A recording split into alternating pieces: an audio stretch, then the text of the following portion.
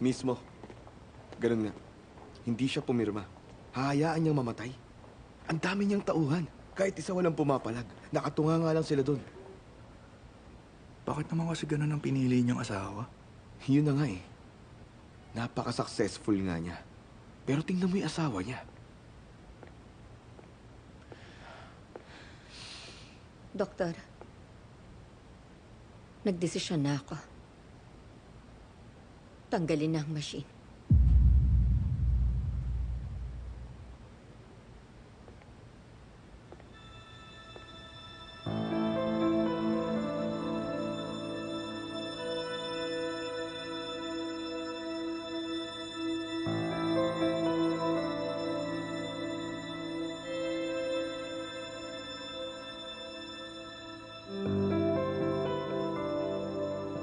Gustong-gusto mong makinig ng comedy. Ipaparinig ko to sa'yo.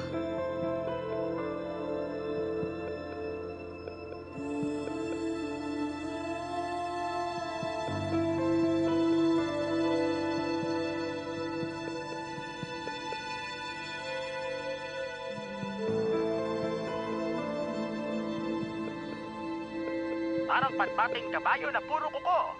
Magnanakaw ba pasama kumuha? Nagpakasal ang bulag na lalaki sa bulag na babae. Masaya at matagal na nagsama ang dalawang ito. Hindi lang sila nagkikita sa mata mula umpisa. Sa dulo ng internet, lahat sila namatay.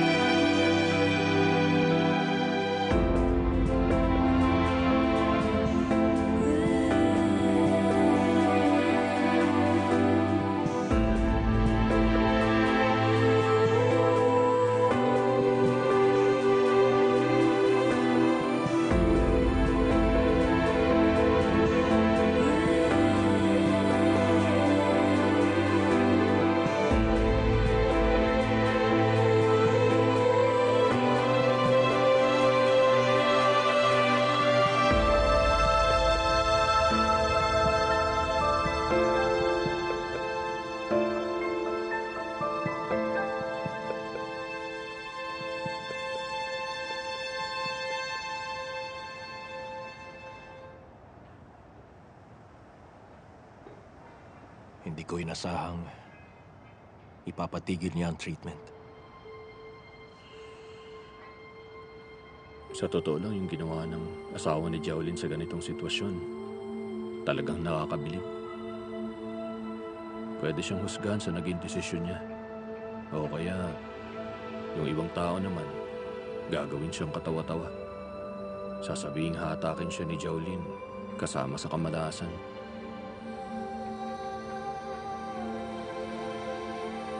Hindi siya nagdesisyon.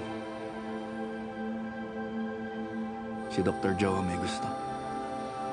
Mula pa na makoma siya. Paano mo nasabi? Ang mag-asawang pinakadakilang relasyon. Pag nagmahal ka, ang bawat desisyon nire-respeto. Sa pagmamahal, dapat matapang. Para isuko ang taong mahal mo. Nagiging sentimental ako sa sinabi mo. Sabihin niyo, anong kahulugan ng buhay? Ang buhay ng tao, pinahahalagahan, pinamumuhay ng tama. Ang tanong ko lang, kung siya ba nagliligtas ng ibang tao, pero siya sumuuna, wala bang halaga ang buhay niya? Hindi niya lang pinahahalagahan. Master, patuloy tayo nagsasaliksik para sa mga tao, di ba? Limitado ang teknolohiya natin. Ewan ko sa iba. Pero para sa akin, kung magkakaganyan ako, sana may taong magpaparaya rin para sa kapayapaan ko. Hindi ako natatakot para sa akin. Ayoko lang isipin ang pagpipilian natin bilang mga doktor kapag ang mga mahal natin ang nasa sitwasyon. Kahit anong mangyari, hindi ko hayaang mamatay ang mga mahal ko sa buhay. Gagawin ko ang lahat para iligtas sila.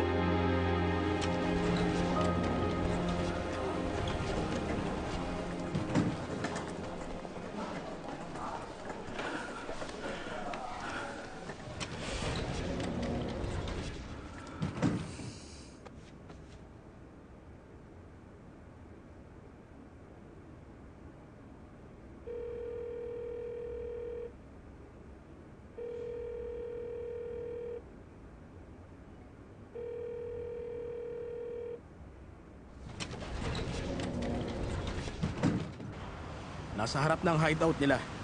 Officer Mang, may iwan kayo niyak dito. Kapag may nangyari, iradyo mo lang ako. Okay.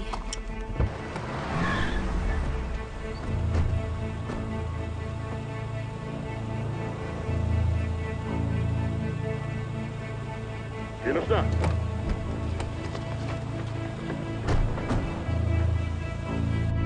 Ano na? Ganito na lang? Hintay lang.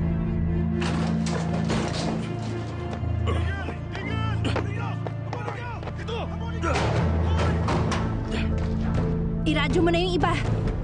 Officer Hu! Officer Hu!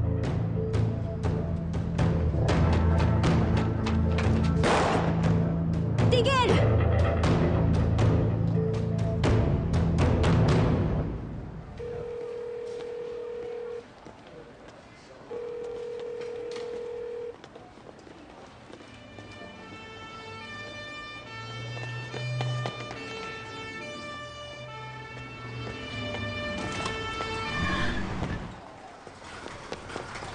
Officer Hu! Emergency.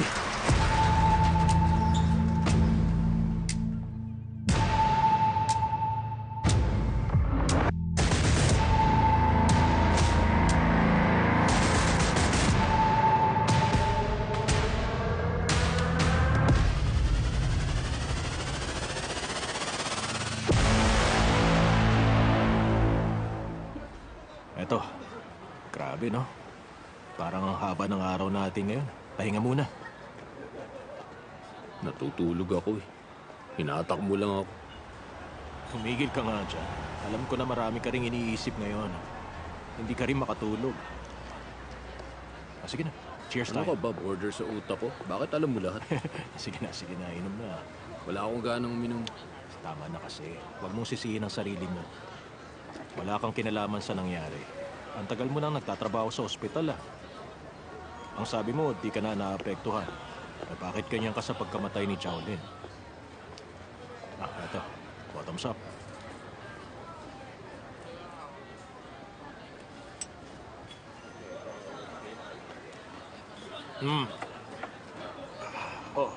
Mamulutan ka na.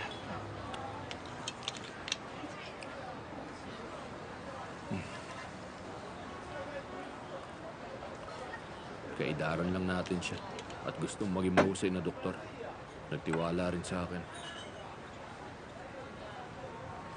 Louie, hindi mo siya maililigtas. Walang makakagawa sa atin.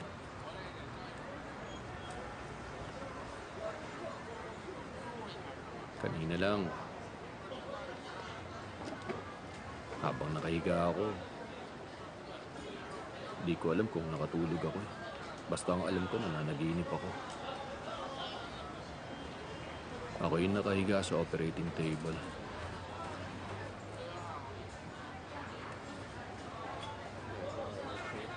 Pareho din tayo ng panaginip.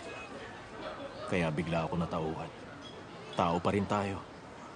Magkakasakit, mamamatay. Ganun na. Pagdating ng araw na yan, ay, anong wish ang di mo pa natutupad? Sakaling may gusto pa akong magawa, tatawagin ko ang team para mabuhay pa ako at magawa ang gusto ko. Tama naman. Pero seryoso, sa araw na mangyari yon, ang gusto ko maging surgeon, ikaw, Louie. Tumatawa ka. Ayokong ikaw ang maging surgeon ko. Uy, bakit ayaw mo ako maging surgeon? Dahil sigurado na akong hindi ka on time darating. Paano mo naman nasabi? Malay mo, may surgery ka pa ng araw na yun. Eh di mamamatay ako kaya hintay. Alam mo, ikaw nakakabwisit ka kahit na kailan. Totoo naman. Dapat sinasampal ko talagang sarili ko pag nagiging mabait ako sa'yo. Bahala ka. Huwag na tayo mag-usap. Kakainis. Sige na, inom na tayo. Sige, peace na. Cheers. Cheers na.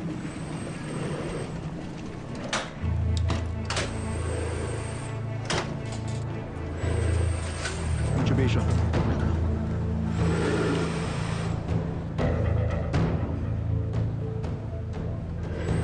Punctured ang right ventricle niya.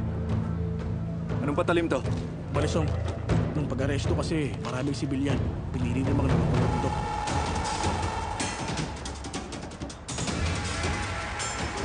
Anak, huwag kang tumakbo!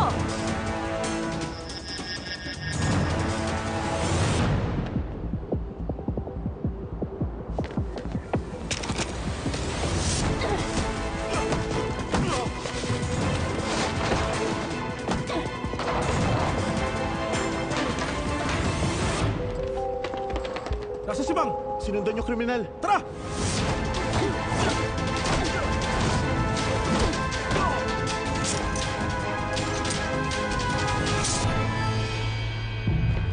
Unin yung bata!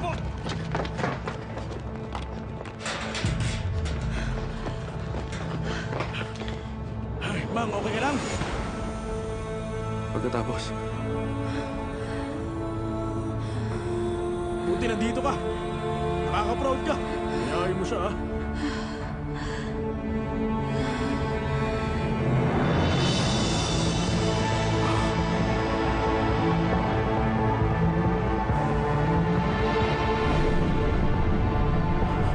Dr. Wang, iligtas mo siya. Monitor ready.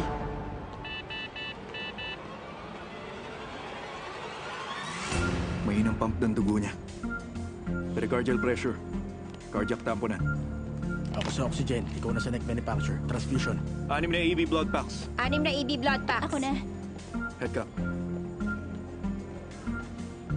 Sir, mag-o-opera na po kami. Labas na po kayo. Okay, sige. Parating na ang dugo.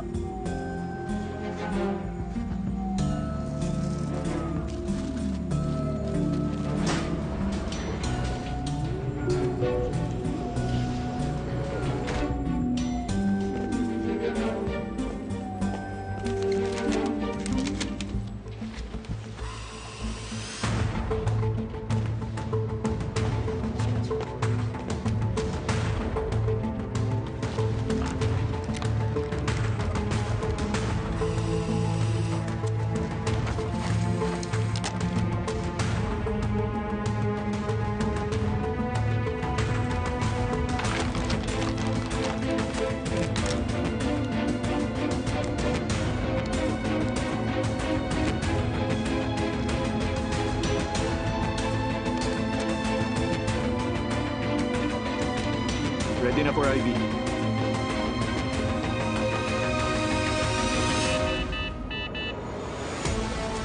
Bumaba pang blood pressure. Nakontak niyo na yung thoracic surgeon? Opo, patapos pa lang po sila sa surgery. Naiipon yung dugo niya sa pericardium. Bumabagsak ang artery niya. Chest compressions. Huwag na muna. Masyado na yung trauma ng puso niya. Hindi na makatalo yung dugo. Wala nang epekto ang compression. Bumabagsak na lahat to. Anong gagawin? Ano nang gagawin? Open heart surgery. Kumilos na kayo! Dito gagawin? Mamamatay siya kung hindi. Walang sternalso. Pumira muna kayo. Ready Uminom na. na muna kayo. Anong meron? May tutulong ako? Open heart surgery. Nagawa mo na ba yun? Nakapag-assist na ako minsan. Okay, ayos.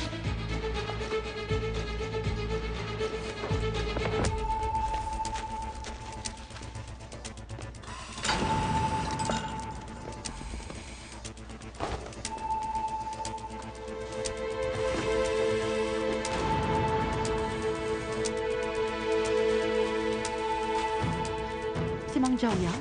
Mag-focus ka. Dr. Bao.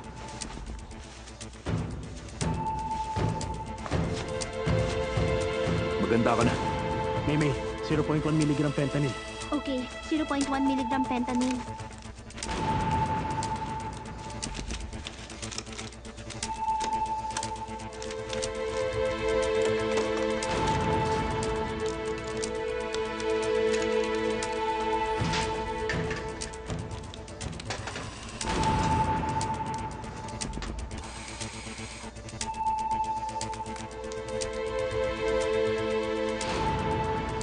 Scalpel.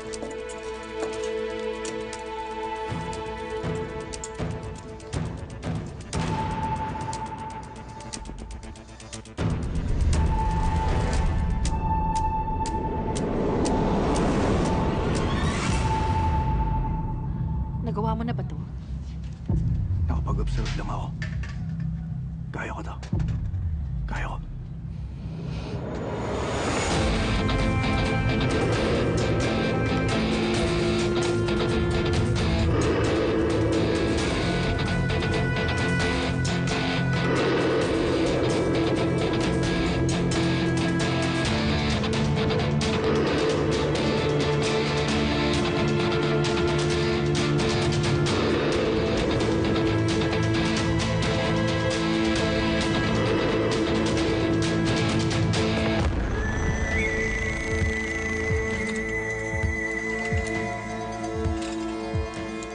Sinamahan yung pericardium at right ventricle. Forceps. Scalpel 24. Scalpel size 24.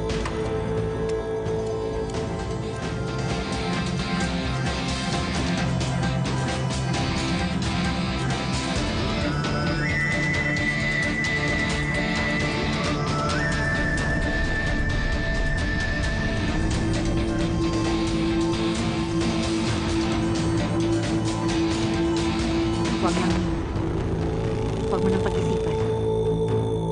Buksan mong pericardium. Hayaan mong umagos ang dugo para matanggap ng ventricle.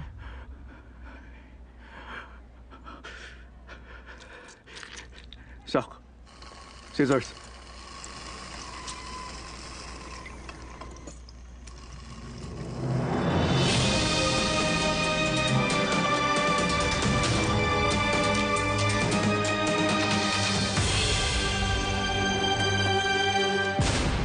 Anong heart rate? Monitoring. Nagno-normalize na.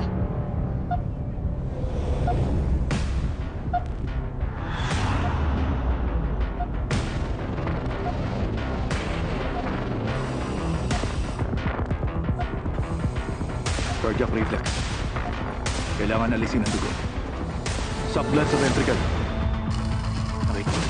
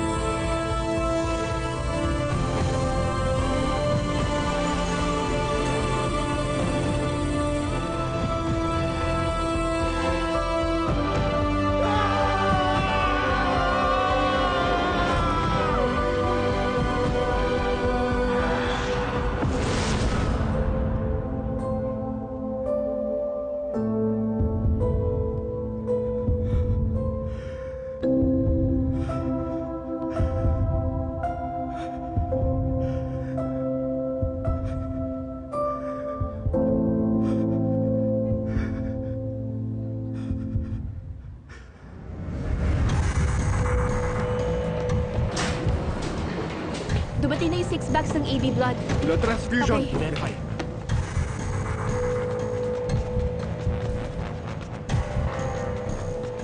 Dito kayo nag-opera? Yes, Doc. Para mapigilan yung internal hemorrhage. Scalpel 24 yung ginamit ko. Incision 20 to 25 centimeters.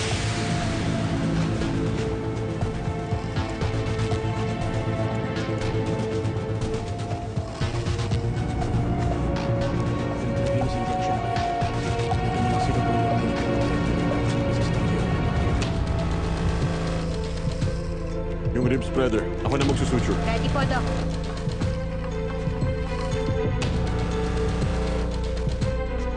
Ako na dyan. Dahan-dahan. Okay. Sige. Huwag mong madali. Spreader.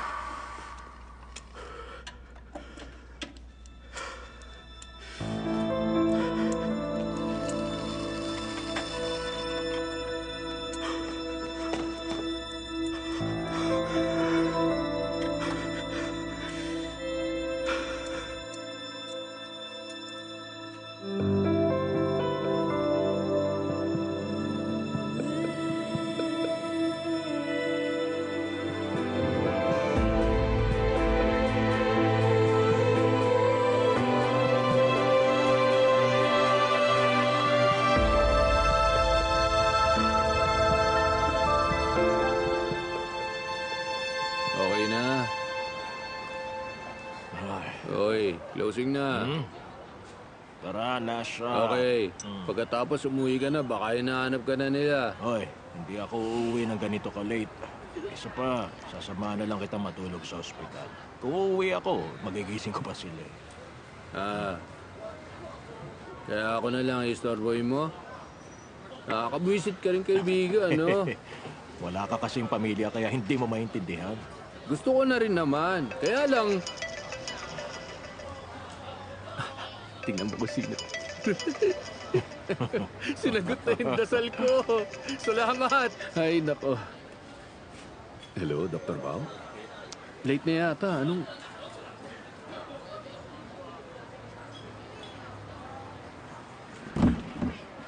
Nabaliw na si Wang Yangming?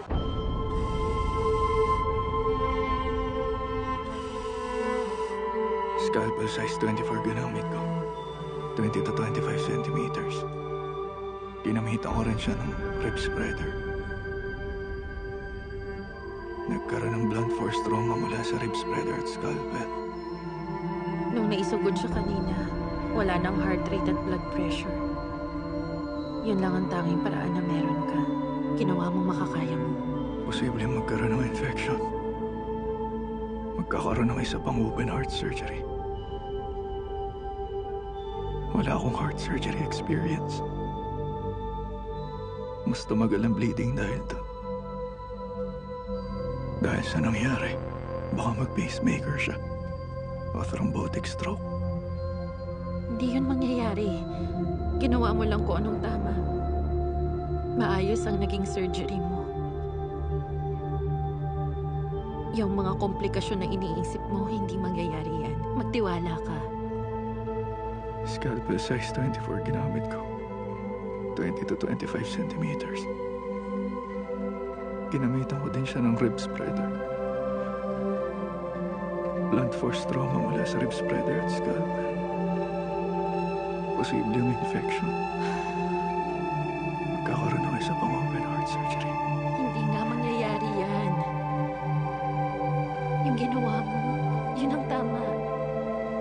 Scalpel size 24. Maayos ang naging procedure. 20 to 25 centimeters. Wala tayong sinayang na oras. Ginamitan din siya ng rib spreader.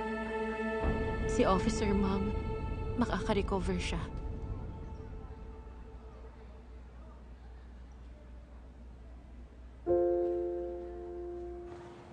Mukhang yung pasyente, girlfriend po ni Dr. Wang. Kaya siya nagkakaganyan. Yung ginagawa niya ngayon, stress response niya. Ano mang pagkakataon, kahit na sino ang doktor, ayaw mag-opera ng pamilya o ng mahal niya sa buhay. Mabigat kasi sa puso. Parang torture. Nakita mo ba yan? Pagtapos ng surgery, nagkaganyan siya. Paulit-ulit sa heart surgery. Di muna namin kinausap. Si Dr. Bao lang mahabang pasensya. Paulit-ulit lang mga sinasabi niya. Ganito talagang pagmamahal. Ang sinasabi mo ba yung ginawa ni Dr. Wang? O yung ginagawa ni Dr. Bao sa kanya? O baka ikaw kay Dr. Bao?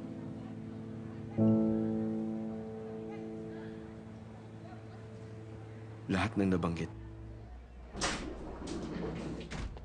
Bakit nakatayo kayo dyan? Pumasok na kayo. Kausapin niyo siya at sabihin niyo yung tamang ginawa niya, na walang mali. Dr. Lu, sige na, kausapin niyo na siya.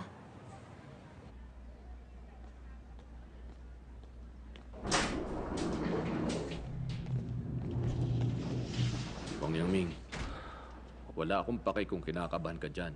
Wala akong pake kung nag-aalala ka sa posibleng komplikasyon yung ginawa mo. Ang importante ngayon, nabuhay siya at nailigtas mo siya. Alam kong tanga ka at padalos-dalos. Sigurado nagtagal ka sa cardiac tamponade. Pero alam mo ba kung anong mas dapat mong inaalala sa mga oras na to? Ha? Kinakausap kita. Nakikinig ka ba? Ha?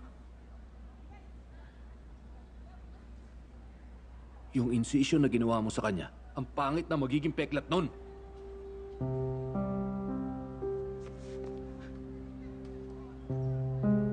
Talaga ba? Itong dibdib. Iniingatan ng babae. Gusto mong sumpain kanya kapag nagbibihis siya o kapag tuwing naliligo siya.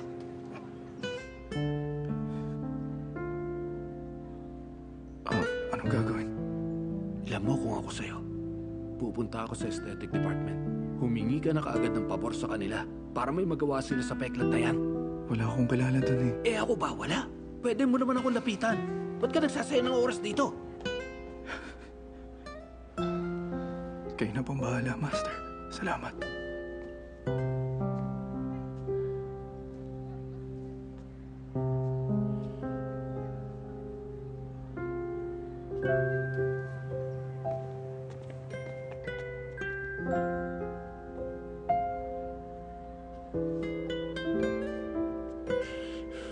Huwag kang mag-alala. Okay na siya. Thank you, Dr. Lu.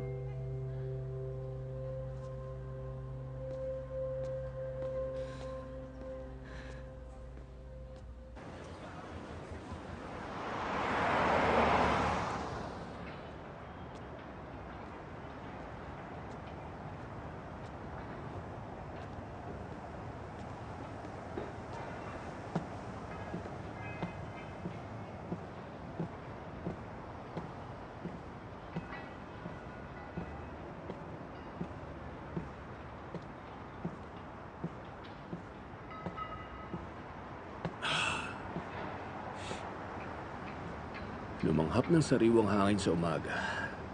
Ang sarap. Hindi nga sariwang hangin eh. Maalikabok na. Tama ka naman. Wala pang liwanag. Pero ang daming sasakyan. Tingin mo, papasok na ba sila o pauwi pa lang? Kahit na saan pa sila papunta ngayon, ang mahalaga malusog sila.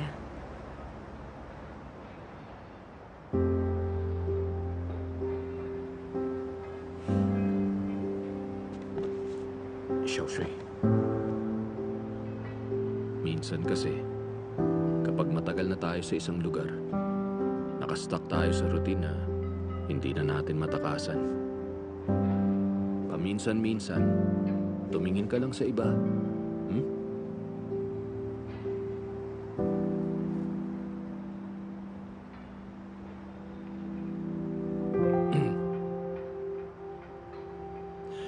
Alam mo, kahit napapasikat pa lang ang araw at madilim-dilim pa, yung kulay talaga ng langit, sobrang ganda, lalo yung violet.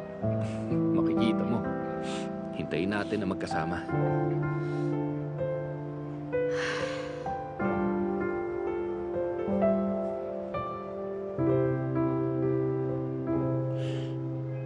Alam mo, may mga bagay Nina, hindi tayo dapat nag-aalala.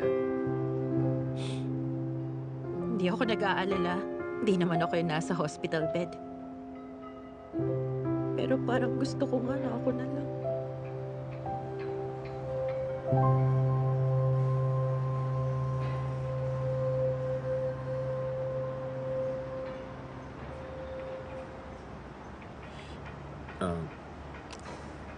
Nilalamig ka ba? Ano bang hindi? Ito ang oras na pinakamaginaw sa lahat. Hindi ako nilalamig. Salamat, Sige na. Dr. Lu. Okay, Okay na lang ako. ako. Natouch lang kasi talaga ako. Naiinggit ako. Naiinggit ako kay Wang Yangming. Naiinggit ka sa kanya? Nakakainggit si Wang Yangming. Meron siyang taong mahal na mahal niya. Meron siyang pagkakataon na gawin ang kahit ano para sa taong minamahal niya. Hindi lahat may pagkakataong gaya niya. Dahil hindi rin lahat magkakaroon ng gaya niya. Namamahalin ka.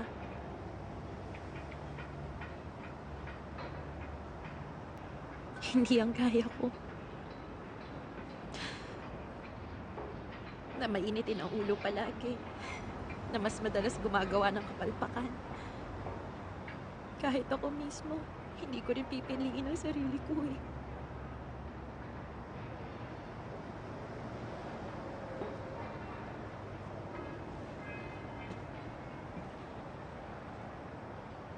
Xiaoshui, kahit maliitin mo ang sarili mo, hindi yun magagawa ni Madam Guan. Walang mahina sa ospital niya. Tingnan mo na lang mabuti yung emergency department. Sino matapang sa kanilang lahat? Nahaharap sa isang mentally deranged patient gaya ng ginawa mo. Wala makakagawa nun, ikaw lang. Ha? Pero palaging sinasabi ni Mr. Yun mahina utak Huwag mo siyang pakinggan. Iba ka. Ang pagliligtas ng buhay, nagiging madali at natural na lang sa'yo. Hindi lahat ng doktor kaya ang ganyan. Mas maganda pa yan higit sa medical skills mo. Mao Xiaoxi.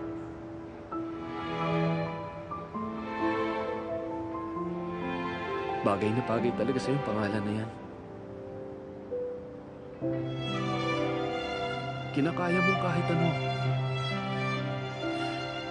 Napaka-passionate mo sa lahat ng bagay. Ang galing nun. Magpakatotoo ka lang. Nag-iisa ka lang sa mundong to, alam mo yun? Hindi kasi ako kasing galing ng sinasabi mo. Ano ka ba? Ang galing mo. Mahihigitan mo pa nga yun eh. Higit sa sinabi ko. Kaya, hindi mo kailangan mainggit sa iba. Magtiwala ka sa akin. Mahahanap mong taong para sa'yo. Pagdating ng tamang panahon.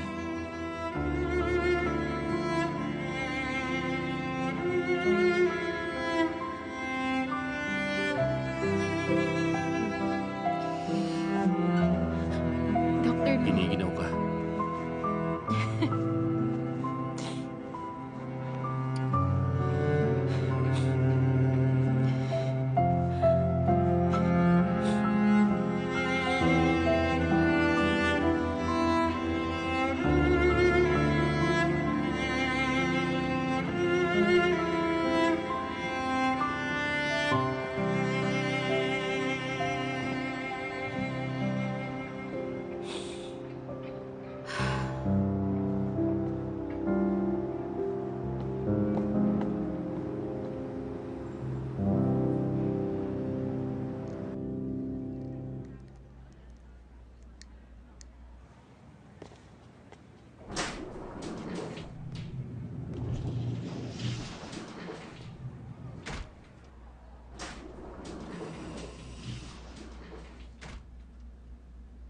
Mag-uumaga na. Inom ka muna ng tubig.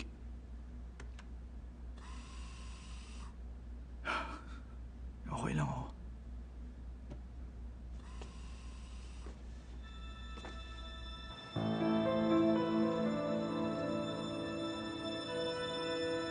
Matagal ka na ring doktor. Dapat alam mo na, ang pag-aalala, walang maitutulong yan. Hindi niya mapapabilis ang pagbalik ng malay niya.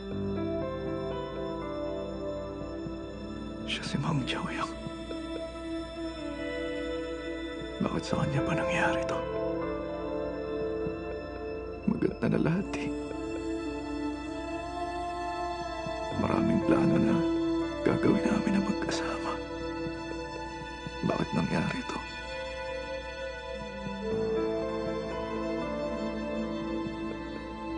Isasama ko pa siya sa amin eh.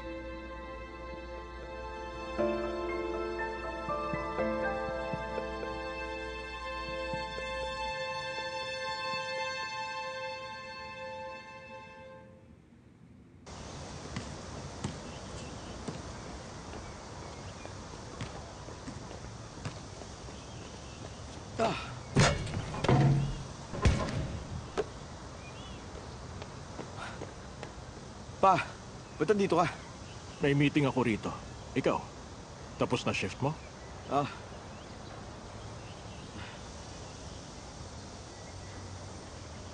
Sa reaksyon mo pa lang, hindi ka masayang makita ako.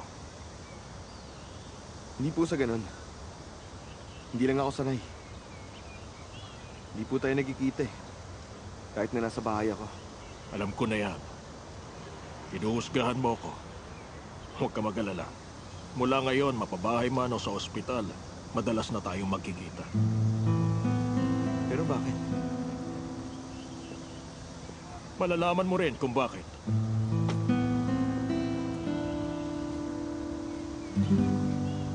Matagal na ako hindi naglalaro. Maglaro tayo ngayon. One-on-one. Sigurado kayo? Oo naman, try natin. Okay. Game!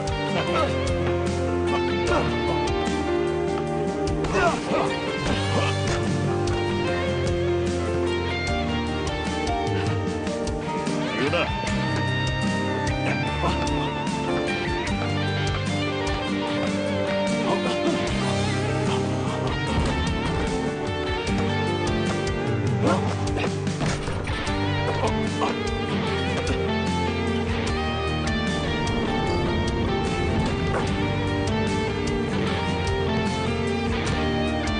Okay ah. Galing mo anak.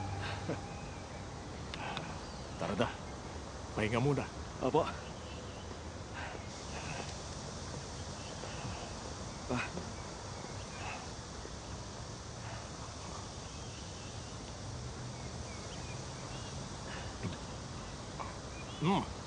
Masarap. Oy, carbonated drink yan. Bawas-bawasan mo, ha?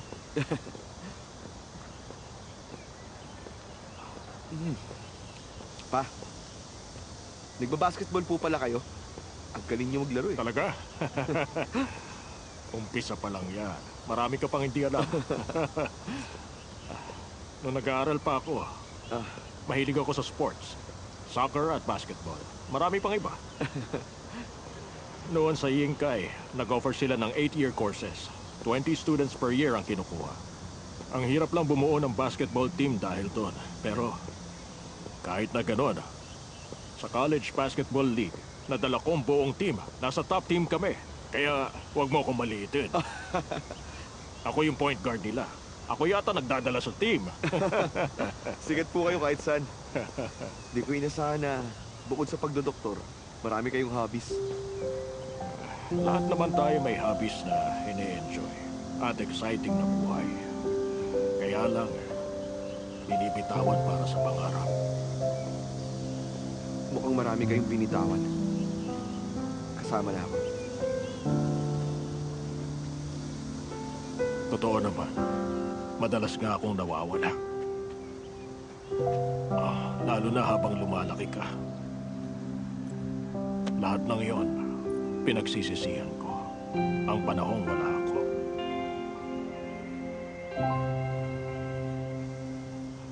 Kumpara sa akin, maraming iniwan ang mama mo. Mahirap din sa kanya. Nung ipinanganak ka, kasagsagan rin ang karir ng mama mo. Sobrang hirap ng trabaho ng general surgeon. Hindi nakakauwi. Lalo na pag marami siyang trabaho. Napakatatag niyang babae. Nung first time kong nakitang umiyak siya, nung tinawag mong mama ang yaya mo nun, at hindi mo siya kinilalang ina. Kaya ba ganyan na lang niya ako itrato? Parang hindi naman kasi anak ang turing niya sa akin eh. Ang sabi mo, unfair ang mama mo.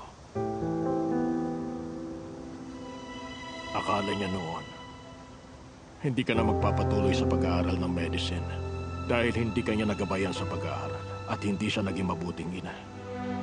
Ganun po ba? Kung ganun, hindi na ba siya magigilty kung sumunod ako sa kanya? Sa pinapagawa niya? Magiging mabuting ina na ba siya?